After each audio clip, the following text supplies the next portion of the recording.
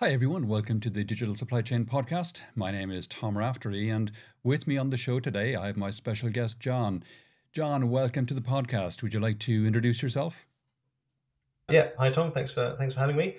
So Jon Geater, I am Chief Product and Technology Officer at RKVST. We specialize in digital supply chain integrity, transparency, and trust. I've got about 25 years in the sort of industrial and financial cybersecurity industry. Okay, cool. And this is not a topic we talk about a lot on this podcast, not because I don't think it's important, but just because it doesn't seem to come up often enough. And it's obviously a topic that's hugely important for supply chains, given that supply chains are lots of different organizations interacting with each other, and you need that kind of trust there. So let's start off, first of all, with a little bit of background about yourself and why did you get into this space and why is it important? So I've been working in the high end of cybersecurity for about 25 years now, and everything from the sort of big boxes that go into securing cryptography for cloud services through to tiny embedded chip security for mobile phones, and a lot of industrial use cases, things like airports, things like the smart grid, tariff management and security. And through working on all these different projects, there's a couple of key themes that really emerge. So one is that trust that you mentioned between businesses is super important. And the other is that the tools that we've built for computer security over the last 40 years or so are not built to enable that. So what tends to happen is that we've got this internet-based security, which is trying to keep everybody out and trying to keep all your data in, right? And that's great if you're an enterprise and you're defending one castle, that works. If you're a website and you're defending against hackers, that works. The problem is that falls down when you enter this sort of supply chain case or this collaborative case where you actually need to share data in order to realize the value of that digital transformation or connection that you have with your partners. So yeah, I spent many years working with some of the best people in PKI and crypto and key management and cloud native security, trying to wedge all of that stuff into these contexts like airports and smart grids and industrial networks. And there was always this thing missing. And the thing that's missing is representing different views of risk. Right? So it's very easy if you've got one view of risk, which is you steal my stuff or not. That's relatively easy to lock down. You've only got one person to ask. You've only got one insurance policy to underwrite it. It's all great. Once you get into having many people in the chain and they're dealing with the same data and the same systems, but they have a different view of risk or they have a different exposure to different risks, then it becomes more complex. And that's the challenge that we're trying to solve, not with this kind of confidentiality or the hard, crunchy fortress that keeps everybody out, but adding an additional layer on top of that that gives you confidence and trust and allows you to check the provenance of the data you're dealing with, so you can actually take control of your own risk and make your own judgments based on what's sort of coming in and flowing through those networks. So it's really just a missing piece that we discovered over the years, which we're now trying to fill in. Okay, and I mean, this podcast is called the Digital Supply Chain, and supply chains traditionally have been, as a lot of processes have been very analog with Yeah. clipboards and pens and paper and stuff like that. But we are slowly shifting to digital. A lot of processes are more digital now. What what implications does the digitization of supply chain have for security? So it's exciting in many ways, and it's funny that so one of the other things that I do, I'm the co-chair of an IETF group. That's the Internet Engineering Task Force, the guys who kind of create all the standards for how computers talk to each other, largely Hmm. in the Supply Chain Integrity, Transparency, and Trust Working Group. So we're working again at sort of the leading edge of the technology and the standards, and with a lot of stakeholders to try and solve this problem in a very generic, forward-looking, adoptable way. And what we find is there are a couple of very different views of what a digital supply chain is. So before you get to answering that question of impact, there's the digital supply chain, as you just expressed it, which is kind of digital transformation. We take processes that already work and we kind of put them on computers, or we take systems that used to be monitored manually and we put sensors in them, that kind of thing. And that's essentially taking things that used to be pieces of paper and turning them into emails or something like that. Like, not ideal, but that's what happens a lot of the time. And then there's another digital supply chain which comes alongside that and is sort of silently growing, which is the pure digital stuff. This is the recognition. It's always been true, but I think it was terribly recognized that software flowing into your organization is a supply chain, and software updates and open source components that come and go. All of those pure digital things have their own supply chain, which often goes very, very deep, and often goes into, as one very famous, rather nerdy cartoon suggests, you can have the entire infrastructure of the internet resting on something that some guy in Nebraska wrote in 1985 and no longer maintains.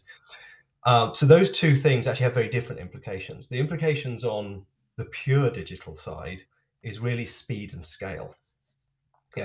All of the processes and best practices that we have in place to assess what's coming in and do vendor assessments and do security reviews, all that, in theory, they work.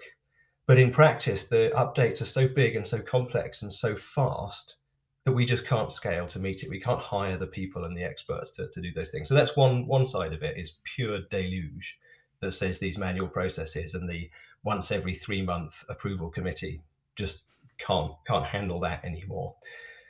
On the digitized supply chain side, it's a little bit different. The speed and scale isn't accelerating as fast because you're essentially taking things you already did and just doing them more efficiently. So that's okay. You can still have your fundamental processes and checkpoints and all of the sort of important bits of what you are doing and what your data analysts do and what your business quality analysts do.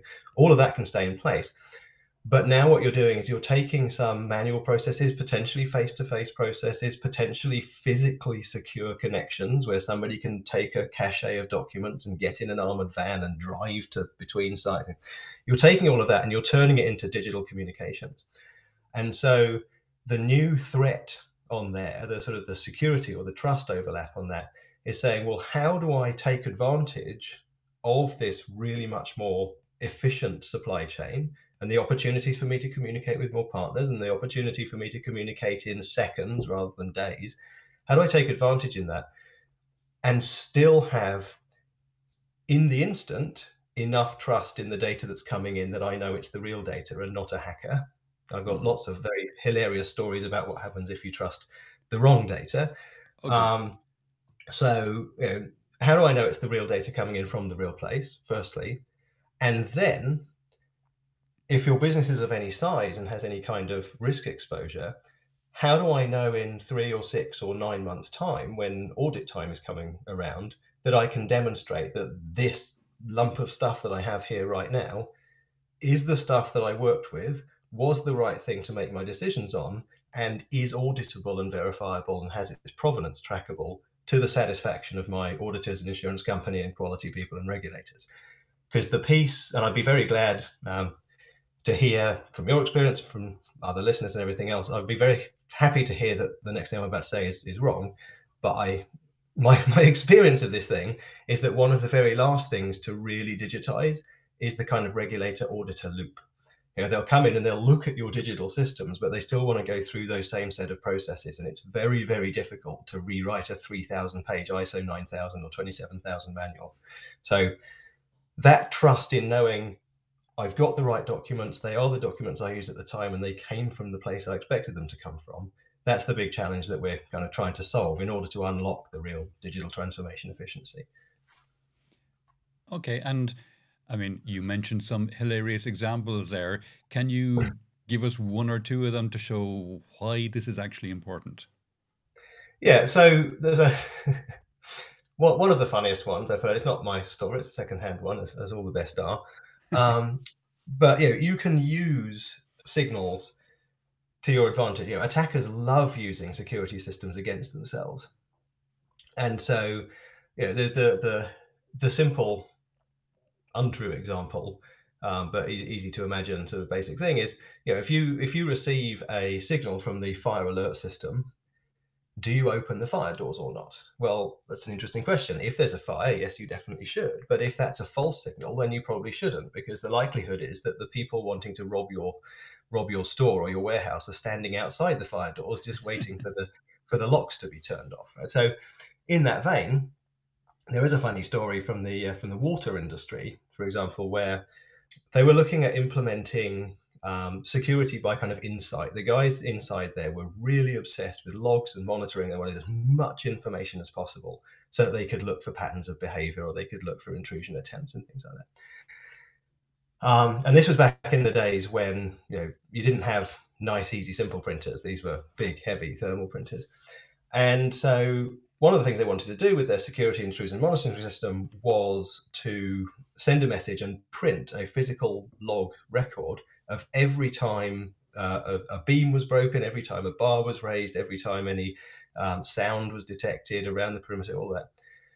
And what resulted from this is that they got tons and tons and tons and tons of records. Every time anybody touched the wall, anytime anybody went to the security desk to ask a question, everything got printed out. First problem, there's too much. You can't search through that. You can't find the needle in that haystack then if you just print everything. But the second better problem was that it was discovered that if you just sort of stood outside and waved a stick through the right bit of the barrier, you could cause so many messages to be printed out on that printer that it smoked and set off the fire alarms and opened the security doors. So by implementing supposedly better security based on this internal, very crunchy hard walls model, they actually made it worse and made it possible for somebody outside with a very analog attack to open the doors and override the security systems. Okay. Well, given then that this is causing so many problems, is it worthwhile? Is the digital transformation of the supply chain actually worth it? Well, I would hope so. It's happening anyway. It's happening anyway. So I think there are a couple of different things. So if you want to look at problems happening, real examples on the fully digital side, rather than funny old anecdotes, the number of security threats we get from open source packages or unmaintained packages. Everybody knows about Log4j. Everybody knows about Sunburst. That was the thing that SolarWinds and Microsoft and VMware all got owned by. We've seen all of this malware, and back when the NHS was kind of crippled by malware for a few days, there were also lots of pictures of things like motorway information gantries that had ransom demands on them, not because people were trying to target Highways England, but because the thing just spread, and any computer it could find that it could infect, it got on. And so loads and loads and loads of things got taken out kind of by accident, if we look at it that way. And that was caused by not having a good enough view of where the software comes from. Because, let's break it down. Digital transformation is about using data to make business decisions. Mm-hmm. The data has to come out of a computer. The computer has to be running software, and that software has to be right. And right means, up to date, maintained, faithful, appropriate for your use case. AI is a great place where appropriateness is really poorly understood, for example. So all of these big software attacks that tend to come in and get publicized are essentially digital supply chain problems, where people have put off the sort of integrity and validation and this collaborative working in favor of just buying more firewalls and more antivirus and hoping that they don't get hit. So yeah, I think that has already happened. That horse has bolted. People are not going to stop doing that. Mm-hmm. So whether it's worth sort of continuing or expanding or not, the current situation that we have with digitization already needs this to be fixed in order to move forward safely and actually sort of make the money savings and the efficiency and the better insights and create our cleaner, greener, better future, rather than spending lots of money on cleanup, or, as I'm sure a lot of people will recognize, continuing to employ humans and real creative human brains sitting and watching the computer systems that are supposed to be automating the mundane away, but can't quite be trusted to do that yet. So yeah, I think there's a lot of potential in digital transformation. It saddens me, and it's the reason why I started my current business, that it's not delivering as fast or as much or as well as it could. And I think that's the reason.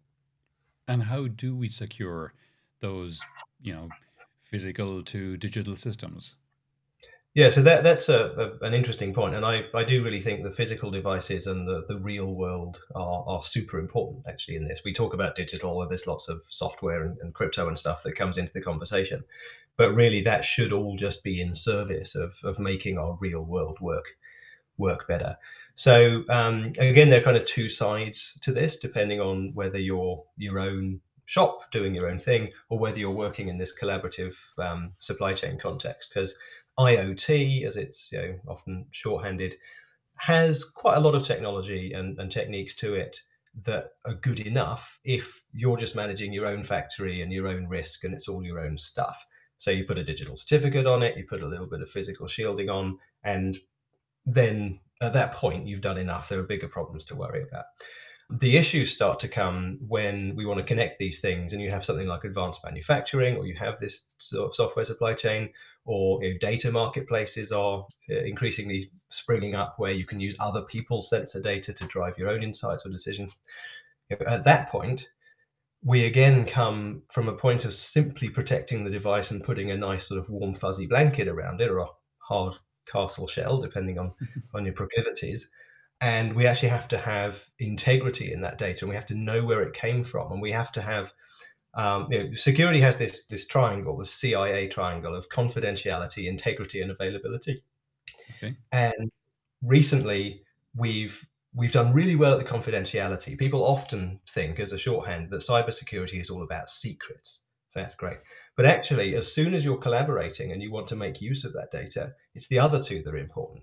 You need the integrity, meaning this hasn't been tampered with, it is what I think it is, it came where I thought it came from, and the availability. Many people, I'm sure, will have had this experience where you're working with somebody, it's all fine, and then your supplier relationship breaks down and you need some records or you want some information from them. And what you're faced with is reaching into their database or asking their people for a copy of some kind of report, and you just can't get it. And that's not good enough. You can't run fully digital operations if you can't rely on that data being available to you when you need it, whenever that might be, whether it's within the second for a decision to be made, or whether it's in 7 years when you've got an audit to be done. You've got to have it available to you. And so this again is where the IETF group comes in, and the standards that I'm helping to build, and a lot of colleagues in fairly large companies are also helping to build, is to come up with standards for exactly those kinds of devices, to say, here's what I did on this given day. Here's irrefutable proof that I, this very trustworthy, up-to-date device, created this piece of information for this purpose, and I push it up onto what we call an attestation log. So you can make attestations, you can make provable statements, irrevocable statements about what was happening, that then give confidence to other people to pull that data off and use it in their processes. So that's kind of where the crossover comes out. If we're going to have sensors like traffic flow sensors, how many times have you seen, so this happens more in the US, I suppose, but I see it here too. How many times have you seen a traffic light or a light pole with like 5 or 6 or 7 LiDARs or cameras or something on them? And mainly the reason for that is because each one of those cameras is sending basically the same data back to a different company that wants to make different decisions and sell different insights and do different things. But it shouldn't be that way. We should have one camera. It sends all of the footfall data to one central place. You sell it to everybody. And then whether you're doing social planning or whether you're trying to decide exactly which street corner to build the next McDonald's on, just get that data that was made once. And the reason they currently don't do that is because you can't trust that data. And if you can't trust the data, we end up with this huge wastage and inefficiency that's coming along. So I think that's the place to consider the next phase of security on the cyber physical. Okay. You've mentioned collaboration a few times. Can you talk a little more about that? Because it has to be really challenging to do collaboration in this kind of scenario. Yeah, very true. And it'll almost sound like I have a hobby horse here, but I guess that everything comes back to the same kind of truth. In theory, supply chains and value chains, even value chains more in some sense, can be much more efficient if we use digital transformation, because you take out a lot of administrative work. A lot of what I work on day to day is basically not just digitizing paper, but actually removing paper from the process. If you've got somebody doing some useful work at one end, Mhm. and eventually that work product goes through the supply chain and goes to the next person who's going to do useful work. Typically what we see in the kind of big industrial spaces that we work in is that there will be many stages of paperwork in between. There'll be the first guy fills in their paperwork, they did the thing. Some manager then checks it, puts it on a job sheet. Somebody else does the business quality audit and puts it on an outbound. Somebody else then does all the redaction and the destination copying, works out things, emails people separately or puts it in a different Dropbox or whatever. And then that whole process is repeated in reverse on the other side until the next lady along has to do her job. And all of that is wasted. Nobody Mm. wants to do that job. Nobody really needs to. It's And only there's there to make sure huge that opportunities for transcription errors and all kinds of things like that as well. transcription errors. Yep, absolutely. This is the irony of the whole thing, is that all of those paper copies are there to make sure that the data is absolutely pristine, and all it does is actually introduce opportunities for mistakes. So what we do, primarily, the sort of easiest thing to do here is we take out the 6 copies and just have one reliable copy of the actual original information as far as possible, to go across. And that means that you can get this better collaboration between people, because they know they're dealing with the right stuff, they know it's up to date, and they know it's going to be available for their audits and insurance policies and everything else to move forward. So it just speeds everything up. Now imagine doing that with traditional IT, where all of your supply chain partners have to have a login to your identity system or a kind of host guest email address, or they have to all have mediated access to bits of your core internal databases. It just doesn't happen. It's impossible. And so again, what we're trying to do with this collaboration and the sort of integrity approach and the new standards is to say, look, let's not do a really, really hard job of trying to turn over everything we've ever known for 40 years and sort of punch little holes in all your defenses. That would be silly. Leave those alone. Keep all your defenses, keep your internal operations running the way they do. And you just overlay a very simple collaboration layer that says, well, by policy, I already share yield information. I already share end of day information. I already share whatever invoices. I just want to do only those in a more efficient way. And then those things get filtered onto this sort of shared evidence log with the attestations, things like that. Everything else is left alone. So, you don't have to retrain everybody on the ground, because that's a big no-no. If you have to retrain too many people, then it's not happening, right? So don't change any of those operations. Just put this collaboration layer in, make those attestations to say, yes, I did this on this date, and this is what it means. And then everybody just moves on with their day. So I think that's why I mentioned the collaboration thing, because I think that's key to unlocking all of the theoretical efficiency and money saving and carbon saving of digital. Okay. For people who are listening, John, if they want to start on a journey to reach, what we consider a secure digital supply chain, where should they start? What are kind of first steps? So a couple of things, depending on what they want to see. So on the corporate side, I mean, they're very welcome to come to my company's website. That's RKVST.com.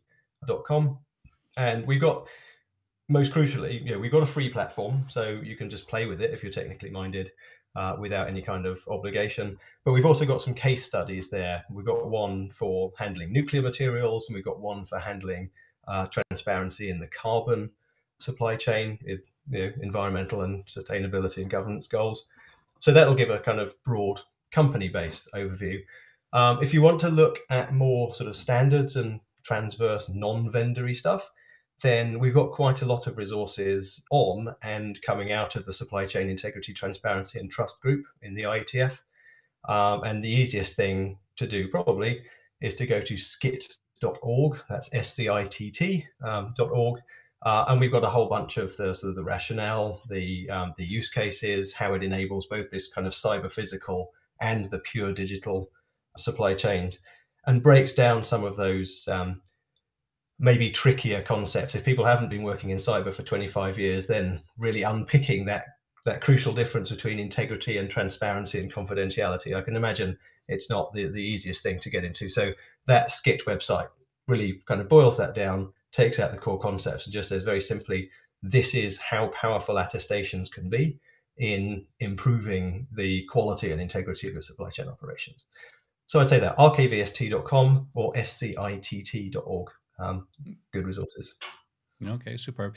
We're coming towards the end of the podcast now, Jon. Is there any question that I have not asked that you wish I had, or any aspect of this we haven't covered that you think it's important for people to be aware of? So I'm always interested to understand motivation. I know what my motivation is and was. Yeah, I used to be on the other side of this. I worked in aerospace prior to starting Archivist, and a lot of my life was spent verifying and validating and copying other people's documentation for my own cause. So I felt that pain, and I feel the things moving. But a lot of the time, what ends up being talked about is a regulatory push or a security push or an incident push. Yeah, so I guess the thing that maybe I would have expected you to ask, or would expect you to have some opinion on, is what's really pushing the need for improving security or operational quality in the digital supply chain. You know, there's always this caricature, and I'm absolutely certain this is not true, especially having worked with people who work in the critical infrastructure and things. I know that they are better than this, but there's a caricature that says, well, we'll just keep on adding computers until something catches fire. And then we hope the first one to catch fire isn't us. And then the regulation will start, and then we'll fix it. Obviously, that's a very long and destructive loop, and we don't want to get into that. Now, as I say, that isn't what's happening. There are very diligent people who work in these spaces, and I know that they do better than that. But what is the push? Because right now, all of the ransomware attacks, all of the many issues that we have with current integrity, just in December, Samsung and Microsoft both had issues with stolen signing keys for software packages. So even if businesses have done the very, very best they possibly can and done all their defenses right, you're relying on this very one-dimensional security of somebody signed their software, and now you're completely owned because, well, the signatures work and it came from Microsoft or it came from Samsung, so it's definitely fine. Well, sorry guys, it's not. You've just lost 100% because you were only relying on one thing. So I think the big thing that's interesting to me is what will be the motivator. NIS could have done that. The Network Information Systems Directive, it's been in force for several years now, has all of this stuff in, but hasn't really had a big impact. There are other things in the US, the presidential orders, could have done, but actually moving very slowly. So I think that's the interesting thing, is to really put in people's minds this question of why aren't they looking at getting better, taking more control? Because you don't have to just throw up your hands and say it's computers, it's hard, or it's software, it comes from other vendors. Equally, nobody can be an expert in everything. This is why we have vendors and supply chains, is so that everybody can do their expert job. But I think there's a place in the middle that's currently missing and only really gets filled with heavy-handed regulation that I think I would like to encourage people to think a little bit more carefully about. Can we take a bit more control? If we just organize ourselves in a slightly different way and a slightly more digitally native way, can we take control of that risk a little bit more, so that when my vendor falls over, which every vendor will fall over at some point, I'm actually in a position to mitigate that risk, look after it, and continue on, maybe with degraded operations, but with operations. Yeah, so that's always the big unknown for me. It's like, this is going to happen, but when is it going to happen? It's a great question. Okay, superb. Good one. Okay, Jon, if people would like to know more about yourself or any of the things we discussed in the podcast today, you've already directed people towards the scitt.site and your own Archivist website, and I'll put those links in the notes. Is there anywhere else you'd like me to direct people? So I'm mostly active on socials. Well, other than I'm a rower, so I spend most of my time when I'm not at my computer on the water. Then you're welcome to find me there too. But beyond that, I spend most of my sort of socials time on LinkedIn, and so I am linked.in/ whatever it is, profile Jon Geater, or one word. I'm the only one on there, so it's relatively easy to find me. Great. I'll link that in the show notes as well. Perfect. Great. Jon, that's been Okay. really interesting. Thanks a million for coming on the podcast today. Thanks, Tom.